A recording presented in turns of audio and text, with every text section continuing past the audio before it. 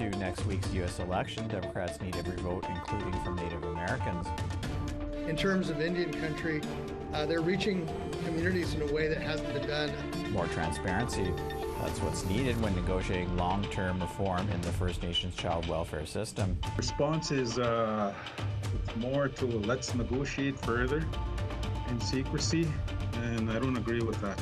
The missing children, unmarked graves, and burial sites final report confirms these children did not go missing by accident. The government had an agenda. The church was part of it. They're complicit. Welcome to Nation to Nation. I'm Fraser Needham. In less than a week, American voters will be going to the polls in an American election that promises to be both pivotal and history-making. Mark Treyant has been covering Native American politics for more than 5 decades. He's currently an editor-at-large at the digital news organization ICT. He joins me today from Phoenix, Arizona. Welcome to Nation to Nation. Thank you, Fraser. Good to be here. I must thank you for joining us at this very early hour in Phoenix. Well, you know the joke, you don't sleep till after the election. That's right, absolutely right. So I thought I would start by asking, of course, that President Biden made this historical apology for the Indian boarding school policy last week. Do you think this will have an effect on the election?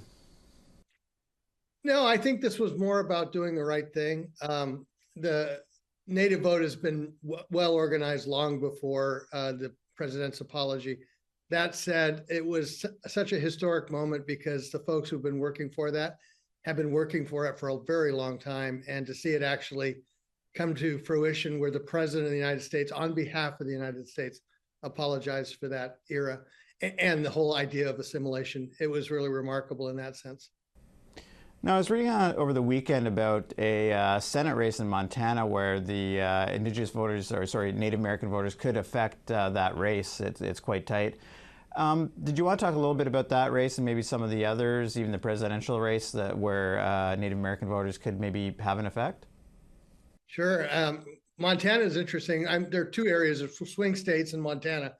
And Montana is a state where the Native American population routinely outvotes as a percentage the general population.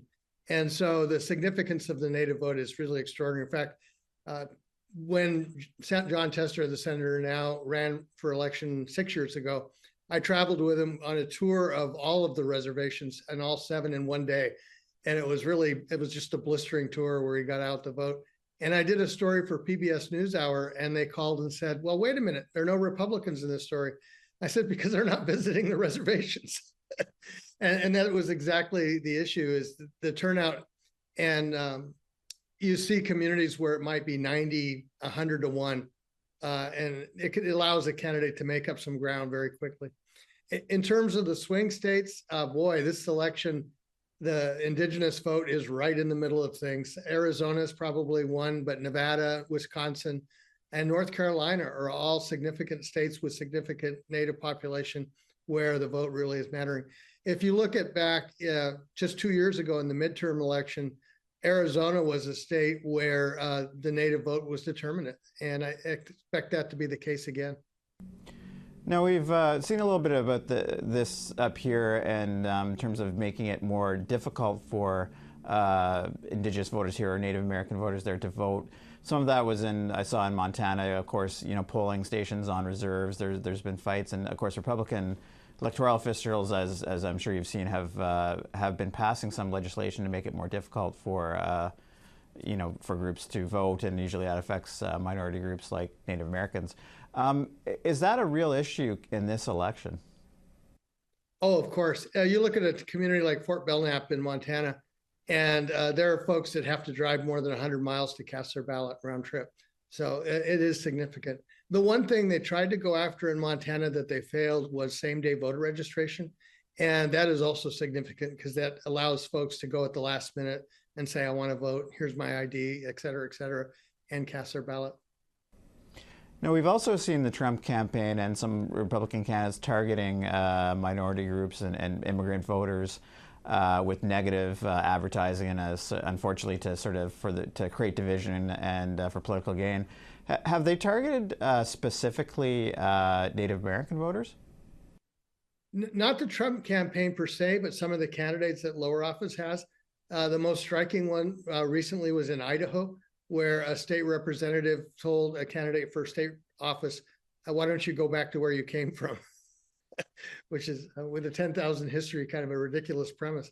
There is tension, and Montana would be a good example of that, where there's a lot of communities that are hostile to both the Native vote and Native participation in the outcome.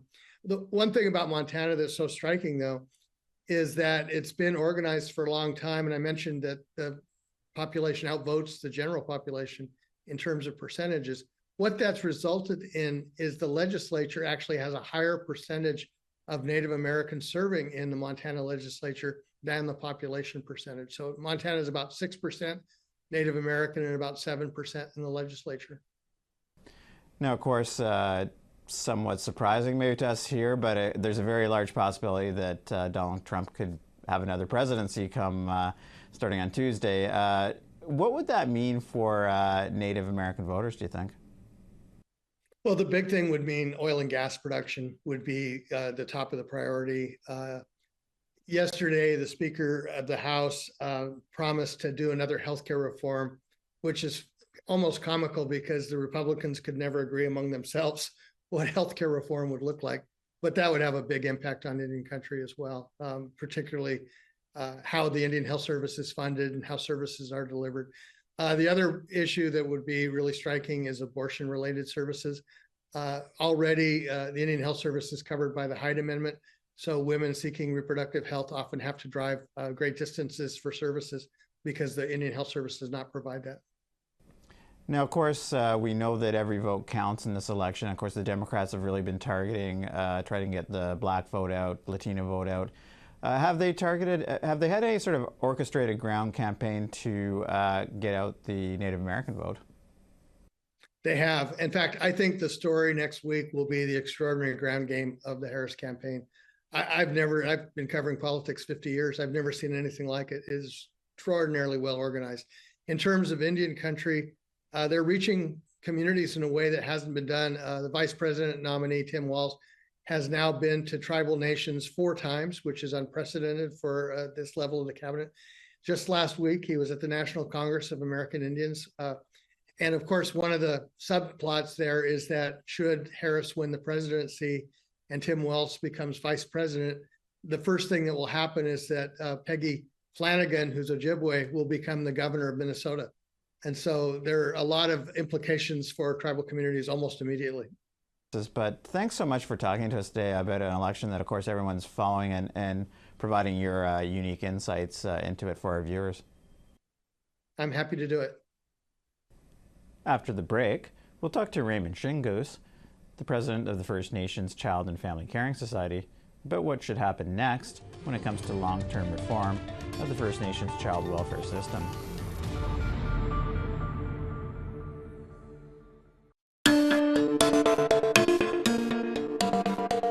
Welcome back. Indigenous stakeholders continue to discuss what should happen next after chiefs voted earlier this month in Calgary to defeat a $47.8 billion final settlement agreement on long-term reform in the First Nations child welfare system. One of those stakeholders is the First Nations Child and Family Caring Society, and joining me today is Raymond Shingoose, who is the president of the Caring Society. Welcome to Nation to Nation. Thank you. All right, so I shared some correspondence with you, and I think you've heard some of the comments from Minister Haidu's office that they said first that they were disappointed that the Chiefs voted in Calgary against the FSA because it would have been legally binding and that it also could have been implemented as soon as next April. I imagine you have a response to this. What's your thoughts on that? Well, first of all, I guess my initial thoughts, was when I did receive the minister's response to my August 7th letter. It was at the same time when the rejection of the FSA was happening during the assembly in Calgary on the 17th, and I guess I don't know. Her response is. It's more to let's negotiate further in secrecy, and I don't agree with that. I think everything should be transparent and out in the open. Okay, and as you know, in Calgary, the Chiefs voted on a resolution, or it was passed, to create this sort of special national commission on National Children's Commission on childcare, and to negotiate these agreements. What appears to be with no longer having the AFN as part of that. Do you think that's a realistic goal, though?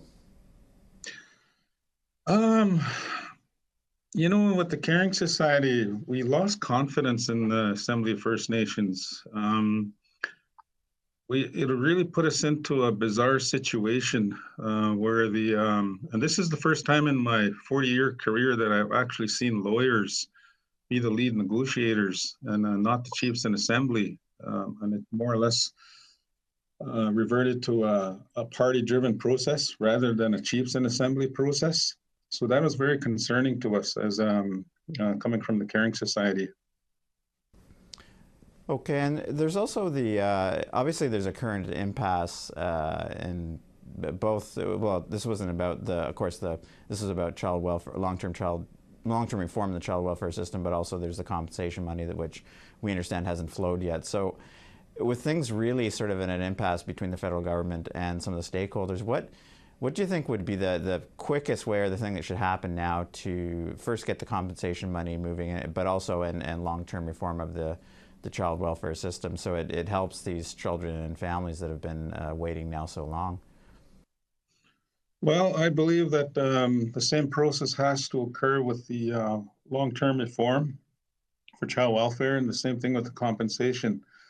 Right now, it's still a secretive process. You need to have regional voices, regional experts, and people with experiential knowledge in child welfare. That includes leadership, the legal people that are involved in the whole process and the compensation, and we don't see it there. And that fiasco, we hope it does not roll into the long-term reform process, and that's what we're trying to change right now, in line with the majority of our chiefs in assembly.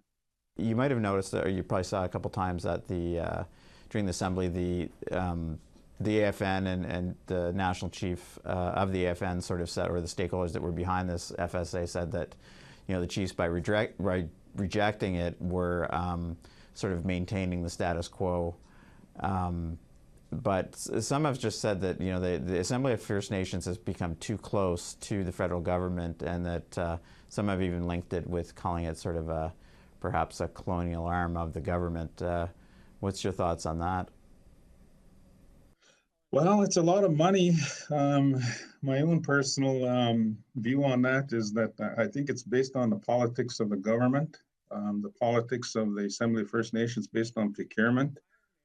And basically, it's another arm of Canada. And I believe that AFN is oppressing Child and Family Services, and it's kind of like in a sense that we're being retaliated by our own people. And like I said, I've never ever fought against our own people ever in my 40-year career, and this is really bizarre. Now, of course, we've covered it all, and there's been a lot of controversy, certainly with the former chief, Roseanne Archibald. She was ousted. Now this sort of FSA, child welfare reform, was rejected by the chiefs at the assembly. But there have in the past been maybe more sort of radical leaders, or I guess ones that were willing to maybe take on the federal government a bit more, like Ovid Mercury comes to mind, and Matthew Kuncombe. My question is, do you think the organization itself could be reformed to work better for all First Nations people, or has that point passed? Well, I think the structures are there. They have the National Advisory Committee as part of the national structure with the regional voices that sit at that table. They also have all the experts, the Expert Advisory Committee, and there is recommendations that flowed from each of these bodies. Then you have the Institute for Fiscal Studies and Democracy recommendations. I think they have all the requirements that's there at the national body, and all they need is to recognize the regional voices. And we've seen that from, I believe it was about 5 regions that wrote letters to the AFN and to Minister Hadju in regards to hearing our voices and listening to our voices. But I suspect that the AFN, the national chief, may undermine the decision of the chiefs in Calgary. I suspect that they're going to do another comeback and try and attempt to salvage this rejection of the FSA. But I believe that we do have a informal technical group right across Canada that has been working diligently with the chiefs in each of our regions and bringing those issues and concerns forward in a very transparent way at these assemblies. So hopefully it continues on and we come to a solution in a good way. Okay, we'll have to end it there for time purposes, but I want to thank you very much for joining us today. Thank you. After the break, we'll talk to Roberta Hill of the Survivors Secretariat about the release of the final report from the Special Interlocator on missing children, unmarked graves, and burial sites.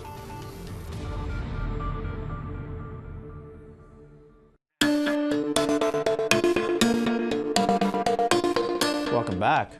Earlier this week, the Special Interlocator for Missing Children, Unmarked Graves, and Burial Sites, Kimberly Murray, released her final report. It contains 42 obligations for governments and institutions like the Catholic Church and RCMP. Joining me today to talk about this report is Roberta Hill of the Survivors Secretariat. Welcome to Nation to Nation. Nice to be here. All right, so I know that you are a residential school survivor yourself, so I thought maybe you could just briefly maybe tell a bit of your story for our viewers. Sure. Me and my family were sent to the Mohawk Institute in 1957.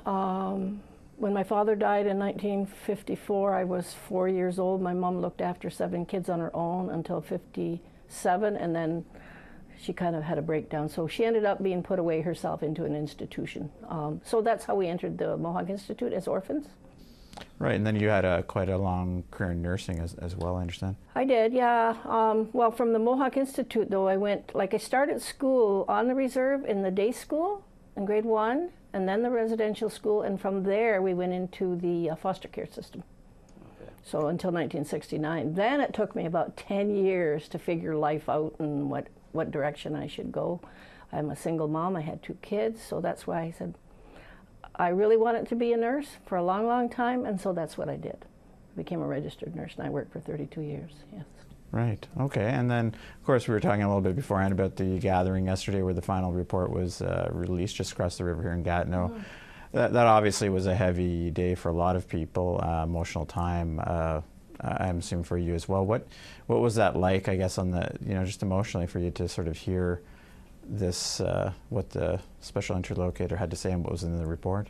Actually, it was very confirming to me. What Kimberly was talking about and her findings only reinforces to me what we knew as survivors, that this wasn't right, what was done, that we didn't have any say in anything, we had no help.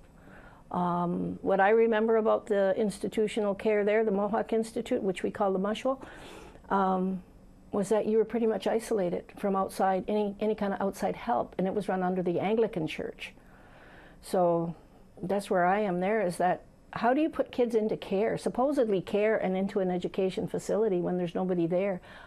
The only people that we saw would have been the ministers who were there, the supervisors, and the odd time you'd see maybe the Indian agent, or we knew that the RCMP were around, that kind of thing that could pick up, get the kids if they ran away. So there was no mechanism for us to ask for any help if you were being abused. None. Right, and of course there's these 42 obligations that, and it's a lengthy report. We were talking a little bit about, it's a very big report. We're still just sort of reading it ourselves, and there's lots in there. But certainly Kimberly Murray highlighted some of her recommendations and talked a bit. Is there anything in there that, some of the obligations that really stood out for you that you really think were key? I think the thing that stood out the most to me was what do we do when a government has the power and the churches have the power to do this, to take children and supposedly take care of them, and yet that's not what their intent was, and yet it caused harm. Kids died in care, it was just like negligence. So how do we make government's responsible for that? I really don't have an answer other than somebody should be accountable for what happened and why kids are missing. Why do we have kids missing from school? You know? And I think one of the big things is that the records, it's really important. When you want to cut funding, the government wants to cut funding, we're only just beginning this journey to uncover and find out the truth. And that's all we've ever asked for, is the truth. What happened at residential school? And those records say a lot. So they still owe us a lot more records. Cutting funding at this time, it's almost, to me, it would be like, what are you trying to do? Are you trying to hide things so that we don't have time? We're all getting older, you know, our survivors are in this age group, we're getting older. And I think this is like a progression where you can see them putting things into place so that we'll never find the answers. And yet we know what happened. We know the brutality of that school. Is that something we really need to do, is to change history and to change what really non-Indigenous Canadians view the whole residential school system as, and some of these other things? I think Canada deserves to know the truth. All Canadians deserve to know the truth. Like, why wouldn't the history be written? Because it's an ugly history. Points fingers at Canada and the church. But that's the reality. We live that reality. So I don't know what they're afraid of. They're not the ones that were harmed. So people ask us, like, they're shocked when we go out and talk to people in other communities. They're shocked. Why didn't we know this history? You weren't meant to know the history, because it's not a nice history. It's an ugly history. And it's like, we as Indigenous children have targets on us at that time. You know, for residential school, any kid could have been picked up. That's not good. That is, if it happened today and anybody else, like say another community, another race of people, if that happened today, everything would be blowing up on the government. You can't do that. How is it that they got away doing that to us as children? Because they kept it secret, and that's why history needs to be written the proper way. But who's going to write the history? I don't trust the government to write the history. I don't trust the church to write the history, because it's going to be one-sided in their favor. Just like they won't tell the truth right now. They'll tell parts of the truth. They don't tell all of it. So we need somebody that's independent, that knows how to, you know, that would write the history accurately. That's all I'm saying, from all sides. Not just ours, all. Yeah, and that's maybe where some sort of this international body comes in for a lot of things, because it's kind of really has moved beyond that. Despite maybe good intentions or mantras you hear, the reality, as you know, is still there's lots of work to do. So, yeah. But with that, we'll have to end it there for time purposes. But I really appreciate you coming in today. I know it's a sensitive topic and a very heavy day for you and a lot of people yesterday. So all the more so that we appreciate you taking the time to come in. No problem. That concludes this week's episode of Nation to Nation. If you missed any part of tonight's show, you can check out our podcast at aptnnews.ca/podcast. I'm Fraser Needham. Good night.